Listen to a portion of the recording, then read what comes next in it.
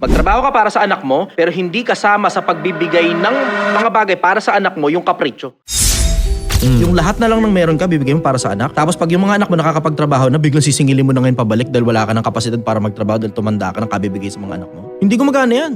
Ako ito, tip ko sa inyo mga magulang. Ang tip ko sa inyo, pinakamalaki to. Kayo dapat yung unang impluensya ng mga anak ninyo. Yeah. Ano ibig sabihin? Magtrabaho ka para sa anak mo, pero hindi kasama sa pagbibigay ng mga bagay para sa anak mo yung kapritsyo. Yung kapritsyo dapat paghirapan ng anak mo. Dapat paghirapan nila na sila mismo, pinaghirapan nila maglinis ng bahay, magluto, maglaba, sa loob ng bahay ninyo. Tapos tsaka mo lang yung bibigyan ng 10 piso, pero dapat matuturing mag-ipon yung mga bata. Yung konsepto na magulang, ikaw muna yung maunang mangarap, tapos pakita mo sa mga anak mo kung paano mo tinutupad yung pangarap mo para kopyahin ka nila. Champion, Kung champion. ano ngayon yung puno, siya yung bunga. Champion. Nakita nung anak mo kung paano mo sinimulang mangarap, na ngayon nasa squatters area tayo anak, mahirap ang buhay natin. Pero bukas mas maayos na yung bubong natin. Bukas nakakalipat na tayo, nakakarenta na tayo sa mas maayos na lugar. Kahit man lang hindi subdivision, kahit saan man lang. Susunod na panahon, meron na tayong motor na. Susunod na panahon, may tricycle na tayo. Susunod na panahon, may jeep na tayo. Susunod na panahon, may private car na tayo anak. Nakita mo yung buong proseso kung saan tayo nang galing.